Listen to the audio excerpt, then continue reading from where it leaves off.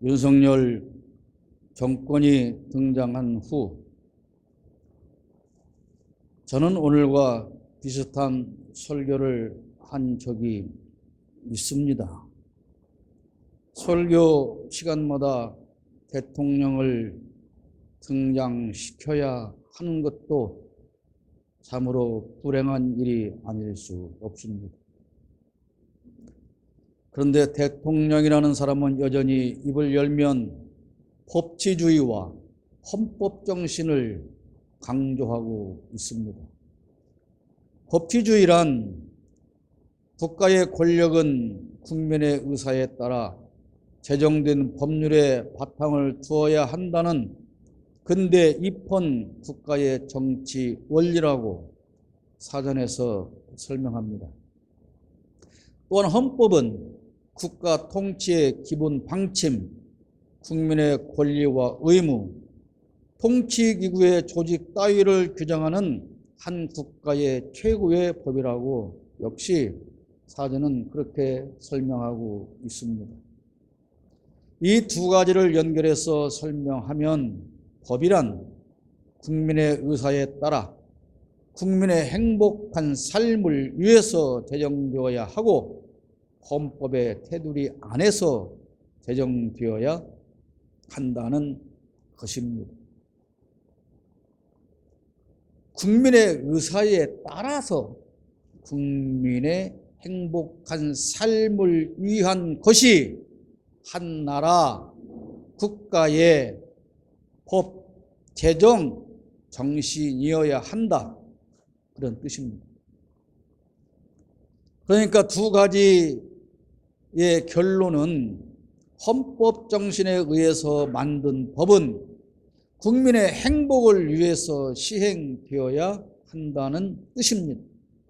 그럼 우리나라 대통령이라는 사람이 그렇게도 강조하는 헌법 정신과 법치주의에 따라서 통치하는 이 대한민국에 사는 우리 대한민국의 모든 국민은 지금 그 법 정신에 따라서 행복한 삶을 사는 것이냐? 그런 당연한 질문을 할 수밖에 없는 것 아닙니까?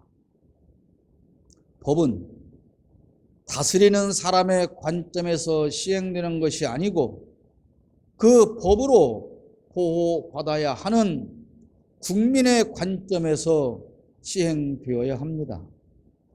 다시 말씀드리면 법이란 권력자를 위한 것이 아니라 그 권력으로부터 보호받아야 할 국민을 위한 것이라는 뜻입니다. 권력으로부터 보호받아야 할 약자를 위해서 집회와 시위에 관한 법률이 존재합니다. 억압과 부당한 대우를 받는 힘없는 국민이 막강한 권력을 가진 정부의 집단으로 호소하기 위해서 만든 법입니다. 같은 뜻으로 노동자를 위한 파업에 관한 법률도 있습니다. 약자들이 이러한 법률에 따라서 우리를 보호하고 우리의 권리를 보장해 달라라고 주장하는 것이 집회와 시위이며 그것이 바로 파업입니다.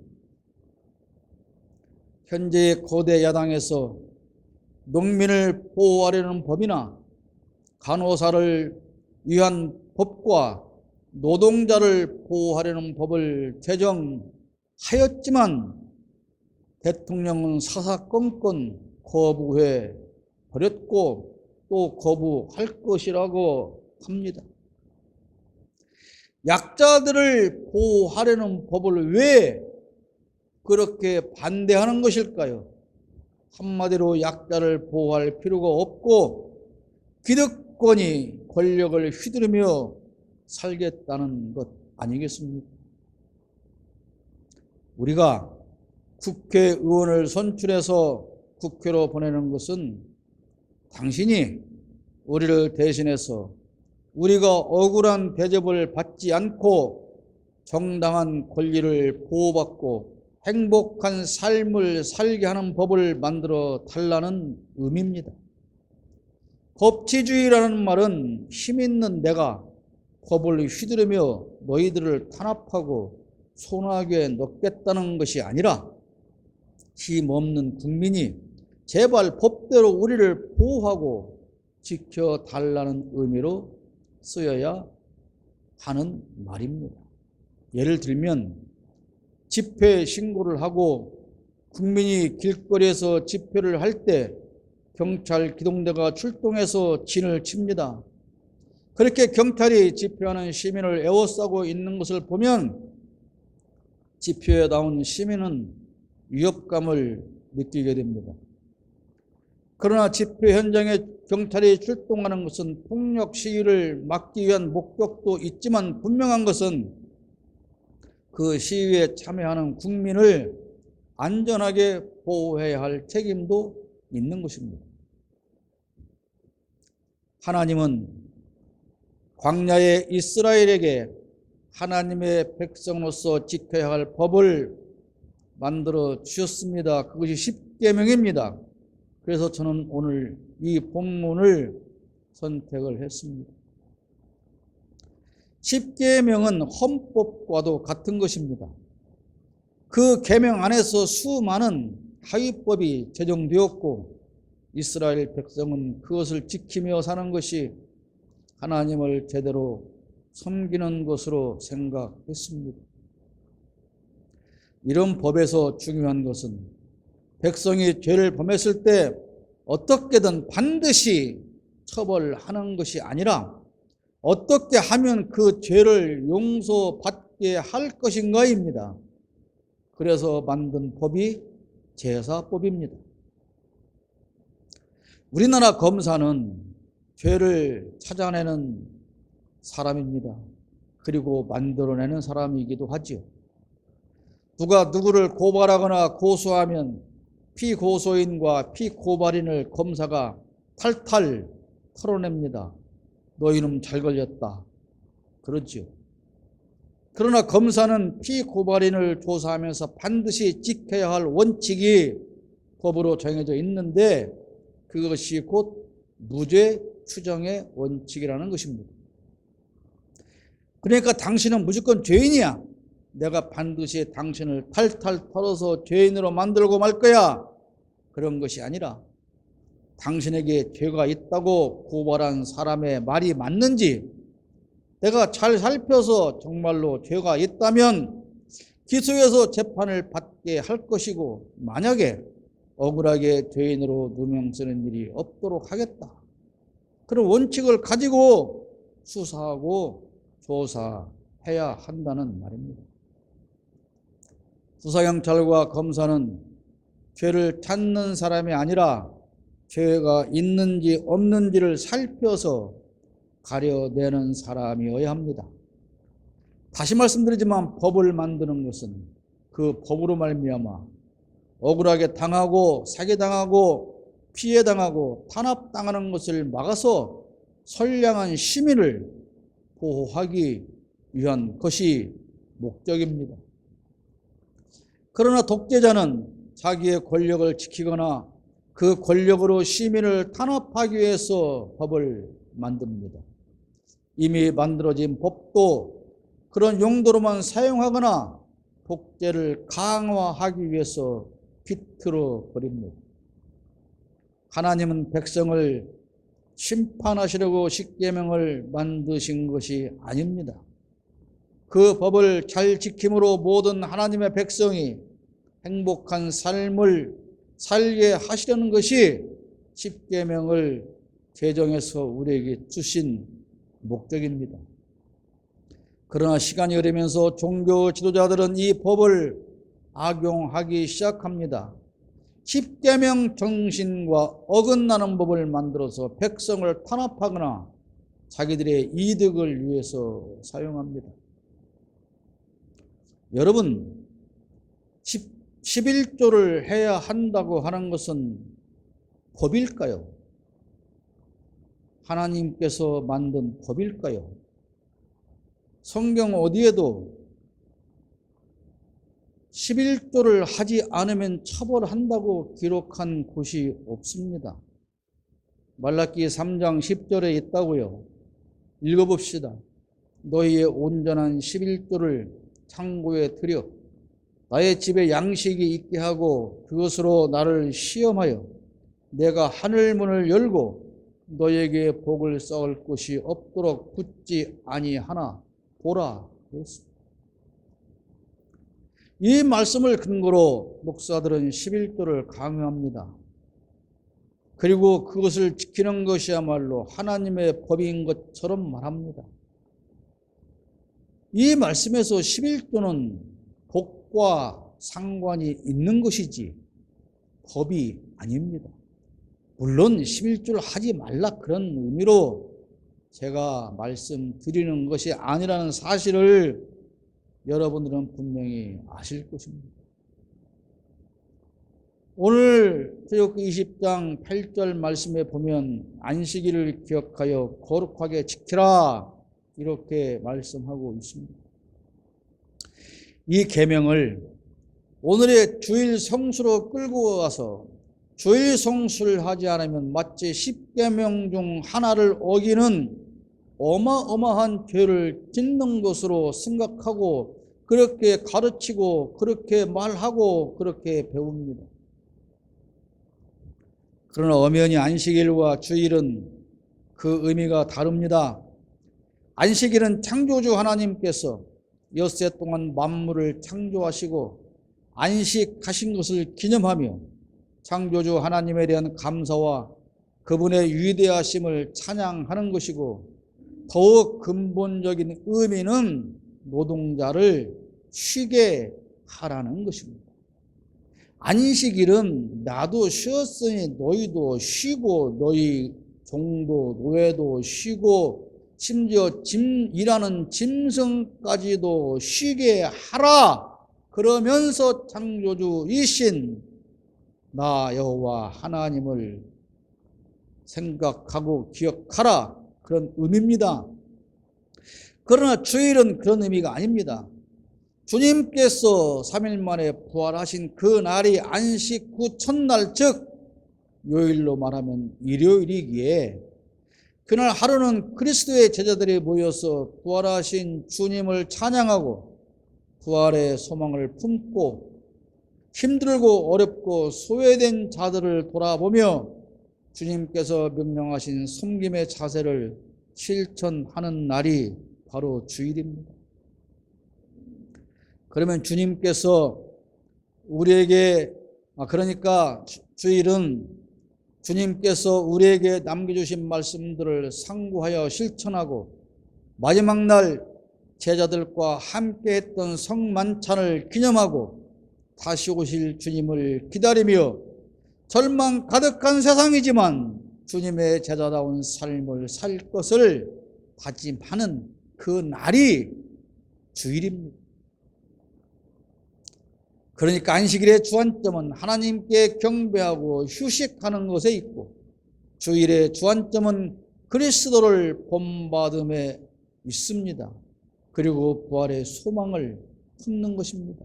물론 이 한두 줄의 설명으로 안식일과 주일의 의미를 다 설명할 수 없는 중요한 의미들은 아주 많습니다.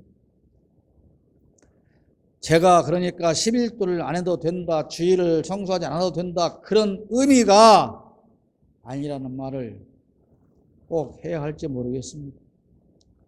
부모님 생신에 온 가족이 한자리에 모이는 것은 부모님을 존경하고 형제들의 우애를 다지기 위함입니다. 그런데 어떤 자식은 부득이 그날에 함께하지 못할 수도 있습니다. 생업 때문일 수도 있고 다른 부득이한 일 때문일 수도 있습니다. 부모님을 사랑하는 마음이 깊고 형제를 사랑하는 마음도 깊지만 꼭 함께하지 못할 사유가 있었다면 그것을 불효의 증거라고 할 수는 없는 것 아니겠습니까?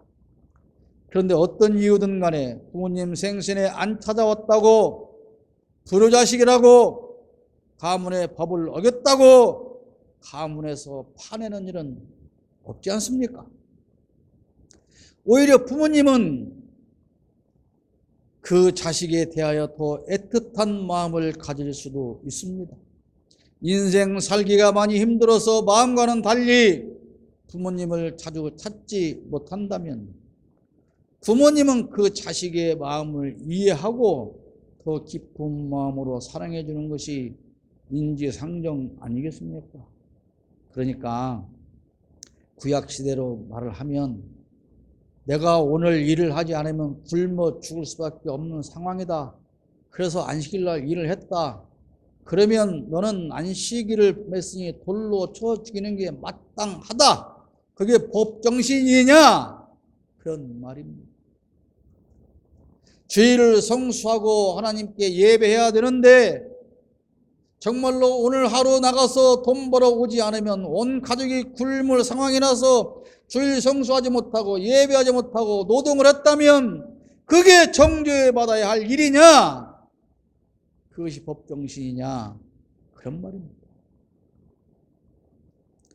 주일 성수를 제대로 못한다는 것에 대하여 무조건 믿음이 적거나 하나님을 사랑하지 않거나 십계명을 어긴다고 몰아가는 것은 하나님께서 원하는 것이 아니고 예수님께서 원하시는 것은 더더욱 아닌데 사람들은 그렇게 치부하고 나무라고 그래서 어떻게 복이나 받겠냐라고 지청구를 열어놓습니다. 세상법이든 하나님의 법이든 그 취지는 약자를 보호하고 약자를 사랑하기 위한 것이라는 사실을 우리는 절대로 잊으면 안 됩니다. 믿음 없는 초신자들을 대할 때 신앙 능력 많은 직분자들이 정말로 이것을 잘 기억하지 않으면 초신자들을 더욱더 시험에 빠뜨리게 할 수밖에 없습니다. 법, 정신 잊으면 안 됩니다.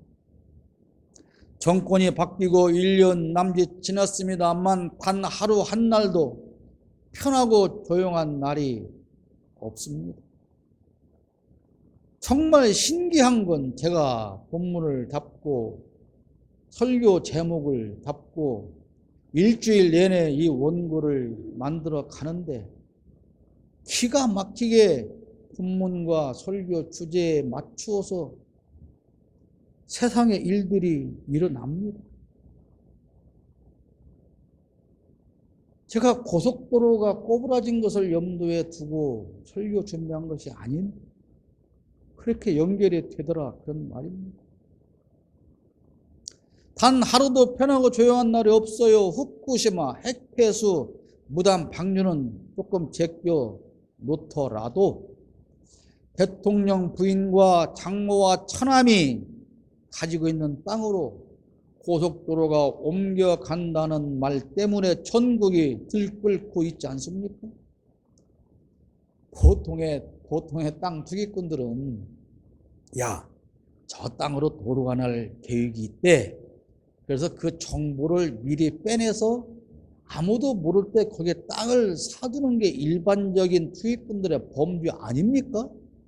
그런데 이 사람들은 이미 자기가 가지고 있는 땅으로 전혀 계획이 없던 고속도로를 끌고 와버립니다. 대단한 사람들 아닙니까?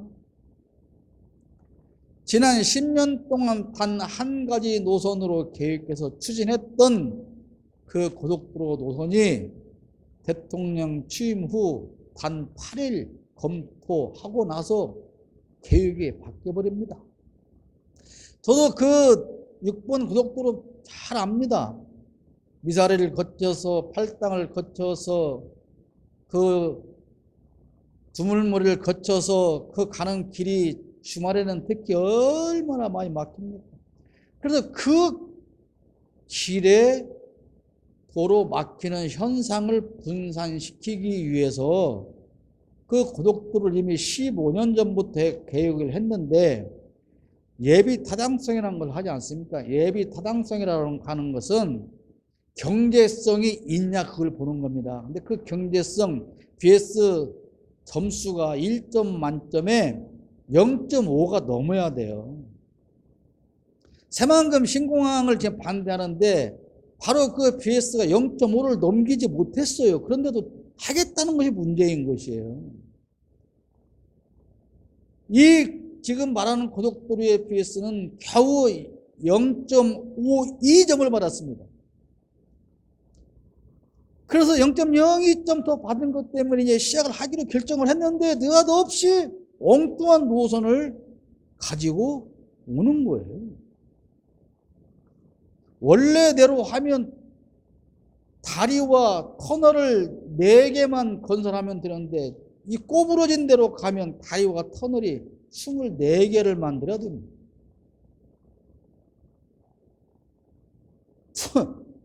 어느 누가 봐도 그게 문제가 없다고 믿을 사람이 없어요. 그래서 국회와 야당과 국민들이 물어보는 거요. 왜 이렇게 되었습니까? 물어봤어요. 답을 해주세요. 이렇게 바뀐데 더 돈이 많이 들고 효과도 많이 떨어지는데 왜 이렇게 바꿨습니까? 그러면 설명을 해야 되는데 안 해! 나 이거 안 해! 안 해볼 거야. 이게 도대체 일국의 정부에서 장관 입에서 나올 말입니까? 왜 그걸 안 하느냐 그랬더니 김건희 일가의 선산이 거기에 있는 한은 민주당의 날파리 때처럼 계속 떠들어버릴 것이기 때문에 안 한다는 거 아닙니까? 선산. 여러분 다 선산이 있지요? 무슨 놈의 선산이 29필지에 축구장 5개 넓이가 된답니까? 이것도 찾아낸 것만 그렇다는 거예요.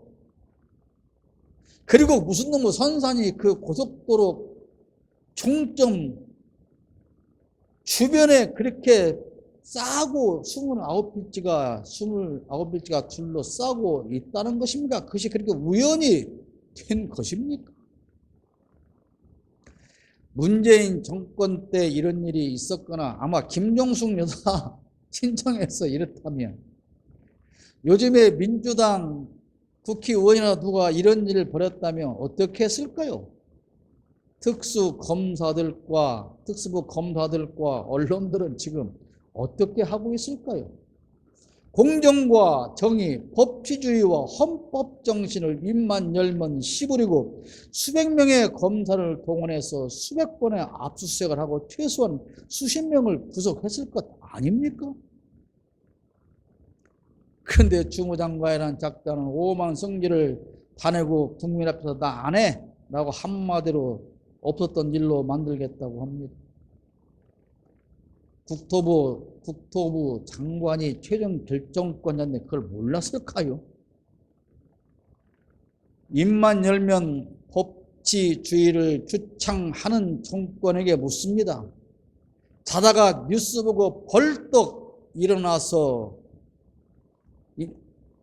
감사를 시작한다는 감사원의 사무총장은 그럼 아직 뉴스를 안 봐서 몰라서 감사를 시작하지 않았단 겁니까?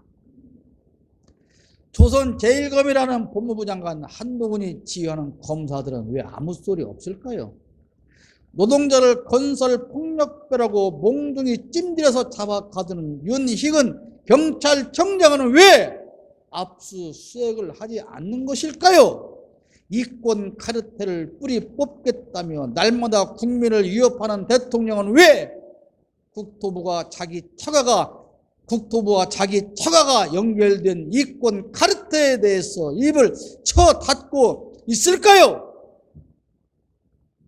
권력자가 자기 입으로 법치주의를 말할 때는 우선 자기 측근에 대해서 엄정하게 법을 집행해야 국민이 신뢰하고 그들이 수사하여 발표하는 결과를 믿을 것 아니겠습니까?